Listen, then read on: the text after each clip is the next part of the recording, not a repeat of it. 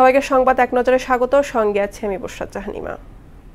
নতুন সংবিধান প্রণয়নে অনেক দেরি হবে জানিয়ে তার আগ পর্যন্ত ৭২-এর সংবিধানে প্রয়োজনীয় সংশোধনী আনার পক্ষে মত দিয়েছেন আইন উপদেষ্টা আসিফ নজরুল।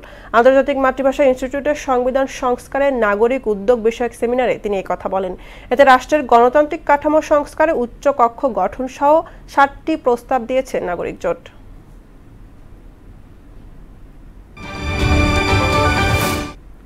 এলডিসি থেকে বাংলাদেশের মিশ্রণ উত্তরণের জন্য দ্রুত এবং সমন্বিত পদক্ষেপ গ্রহণের সংশ্লিষ্ট সংস্থাগুলোর প্রতি আহ্বান জানিয়েছেন প্রধান উপদেষ্টা প্রফেসর মোহাম্মদ ইউনূস। রাষ্ট্রীয় অতিথি ভবন যমুনায় এলডিসি গ্র্যাজুয়েশন কমিটির সঙ্গে এক উচ্চ পর্যায়ের বৈঠকে একথা বলেন তিনি। এ বিষয়ে বিনিয়োগকারী, তহবিলদাতা এবং উন্নয়ন অংশীদারদের সমর্থন আছে বলে উল্লেখ করেন প্রফেসর ইউনূস। নিষিদ্ধ ঘোষিত কোনো সংগঠনের কার্যক্রম ঢাকা রেঞ্জে চলবে না বলে কড়া বার্তা দিলেন ডিআইজি রেজাউল করিম মল্লিক। আর মহানগর গোয়েন্দা পুলিশের প্রধান নাসিরুল ইসলাম জানালেন, অপরাধ দমনে কঠোর অবস্থানে থাকার কথা। রাজধানীতে আলাদা সংবাদ সম্মেলনে তারা এসব কথা বলেন।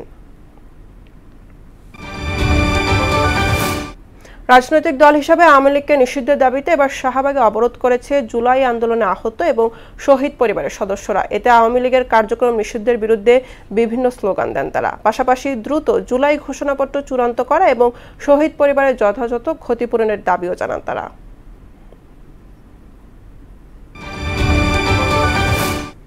তাপপ্রবাহে পড়ছে দেশ। আবহাওয়া অফিসের তথ্যমতে ঢাকা সহ দেশের বেশিরভাগ এলাকা জুড়েই বইছে মাঝারি থেকে তীব্র তাপপ্রবাহ।